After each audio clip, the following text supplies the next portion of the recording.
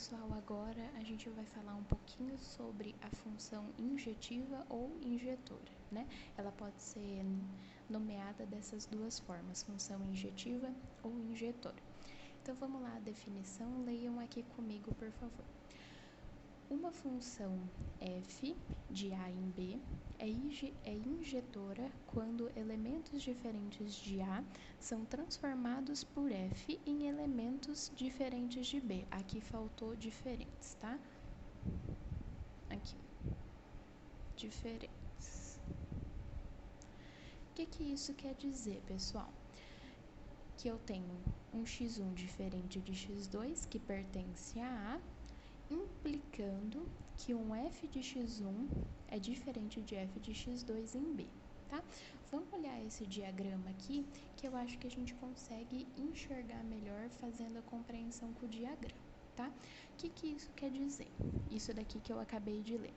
Que vai existir um x1, lembrando que o A é o nosso domínio e o B é a imagem ou contradomínio, né? Então, vai existir um elemento x1 aqui, que quando nós aplicarmos a função, vai resultar em um f de x1 lá no nosso contradomínio. Da mesma forma, a gente vai ter um elemento x2 aqui no domínio, que quando nós aplicarmos a função, ele vai virar um f de x2 lá no contradomínio. Então, qual que é a essência da função injetiva, que é a propriedade que classifica ela como sendo injetiva ou injetora? É que quando nós aplicarmos a função aqui no domínio, só terá um único correspondente aqui na imagem, tá? No contradomínio. Então, por exemplo, aqui, ó, no diagrama, é a representação perfeita de uma função injetiva, tá? Agora, vamos olhar aqui embaixo. Percebam, aqui tá meio espremidinho, né? Mas é um elemento aqui, um outro elemento aqui e um aqui, tá? Percebam que nós temos 3 elementos aqui em A, nós também temos 3 elementos aqui em B, certo? Só que reparem, esse primeiro, ele tá vindo aqui para 1, né? Para um outro elemento de B, só que esse segundo tá vindo para esse segundo elemento aqui de B, e esse terceiro elemento de A, ele tá vindo também para o segundo elemento de B. Isso daqui, ó, não pode ser classificado como injetora, por quê? Vamos supor que aqui a gente tenha um x2 e aqui um x3, tá? E aqui um f de x, tá? Reparem que esse x2, ele tá indo para esse f de x genérico, e esse x3, ele também tá indo para esse f de x genérico. Então, percebam que aqui, ó, tem 2 correspondentes de A indo para um correspondente de B. Isso daqui não pode, tá, pessoal? A essência da função injetora é exatamente esse. Nós temos um único elemento de A que corresponde a um único elemento de B. Aqui nós temos 2 elementos de A que está correspondendo a um elemento de B, tá? Então, esse tipo aqui de diagrama, esse tipo de ideia ou de representação que a gente vai ver em gráficos e funções, isso daqui não pode, tá? Então, por isso, ela não pode ser uma função injetora, certo? Vamos olhar agora exemplos com funções, tá? Vamos ver aqui. Dada uma função dos reais para os reais, tá? Tal que a f de x é dada por x ao quadrado mais 1. Aqui, ó, eu já peguei dois valores, tá? Para x e para y. Reparem que quando eu aplico o 2 na minha função, o que vai ficar? 2 ao quadrado mais 1, que dá 5, certo? Só que se eu aplico o menos 2 na minha função, observem aqui pelo passo, também vai dar 5, tá? O que está acontecendo? Justamente o que a gente observou aqui nesse diagrama, tá? Nós temos 2 elementos de A, ó, montei aqui o diagrama pra gente. Nós temos 2 elementos de A do nosso domínio, que é o menos 2 e o 2, só que está chegando em apenas um elemento da nossa imagem, que é o contradomínio, né? E esse elemento é o 5, tá? Isso daqui não pode ser injetora, porque apesar de nós termos dois elementos aqui, está chegando em um só, está chegando no mesmo, né? Isso daqui não pode acontecer, então, novamente, esse exemplo aqui, ó, classifica uma função não injetora, tá?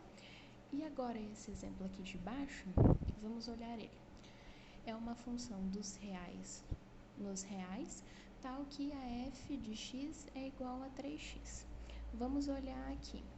Se a gente aplicar o 1 nessa função, vai dar 3 vezes 1, que é 3, certo? Se a gente aplicar o menos 1 nessa função, vai dar menos 3. Então, olha o que está acontecendo aqui, pessoal. Deixa eu até virar um pouco mais para vocês verem. A gente tem que um elemento de x1 está indo correspondente a um elemento de... a gente tem que um elemento de A está correspondendo a um único elemento de B, e aqui embaixo um outro elemento de A está correspondendo a um outro único elemento de B, tá? O menos 1 corresponde ao menos 3 e o 1 corresponde ao 3, tá? Esse caso aqui é um caso que a função é injetora. Bom, pessoal, agora para fazer a análise se é uma função injetora para gráficos, é bem tranquilo de fazer também, tá? Um jeito de nós analisarmos se ela é ou não é fazer linhas horizontais no nosso gráfico e verificar se na nossa função, né, na representação da nossa função, existe mais de um ponto nessa linha. Vamos observar, ó, aqui a gente tem 2 pontos para essa linha, 2 pontos para essa linha, 3 pontos, e assim vai sucessivamente, porque é uma parábola, né? Como ela é simétrica, obviamente esse ponto seria o mesmo que aqui, certo? Então, o que a gente observa? Que aqui, ó, lembrando que eixo x é o domínio, eixo y é a imagem. Nós temos que, para 2 pontos no domínio, nós temos 1 na imagem, tá? Então, tá saindo 2 pontos do domínio, mas quando a gente aplica a função, ela chega a 1 ponto na imagem, tá? Então, essa daqui, ó, ela não é injetora.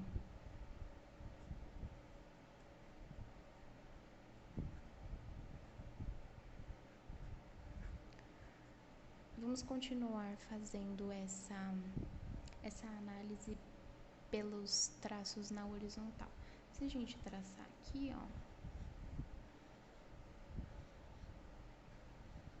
vocês estão vendo aqui na função que, ó, aqui só tem um ponto, aqui só tem um, tá? Então, esse exemplo aqui, ó, é um caso de que é injetora. Por quê? Ao fazer esses traços na horizontal e nós fazermos a pontuação, né, colocar os pontinhos em cima da onde está o comportamento da nossa função, a gente observa que só tem um pontinho para cada, tá? Aqui, ó, vamos ver para essa daqui, fazer os traços horizontais. Ó, aqui de cara a gente já percebe que aqui, ó, tem um ponto. Aqui eu não sei se tá meio torta, se não tá, mas poderia ter esse outro ponto aqui, tá? Tudo numa mesma reta. Esse ponto aqui, esse ponto aqui, esse ponto aqui, tá? Então, aqui, ó, não é injetora.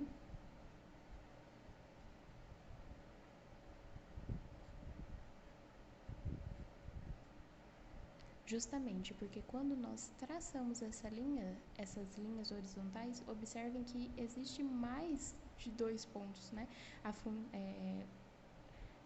O objetivo é ter só um. Aqui a gente tem 3, né? A gente tem muito mais que 2, nesse caso aqui foi 2, né? Aqui já tem 3. Imaginem outras funções, por exemplo, uma função trigonométrica, né? As funções de seno, cosseno. elas vão ter infinitos pontos numa mesma reta, né? Porque elas são periódicas, logo elas vão ter infinitos pontos nessas retas.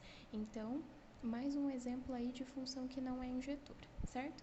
Nesse caso aqui, se nós fazermos o traçado na horizontal, essa daqui ela é uma função injetora, né? Porque só temos esses pontos aqui.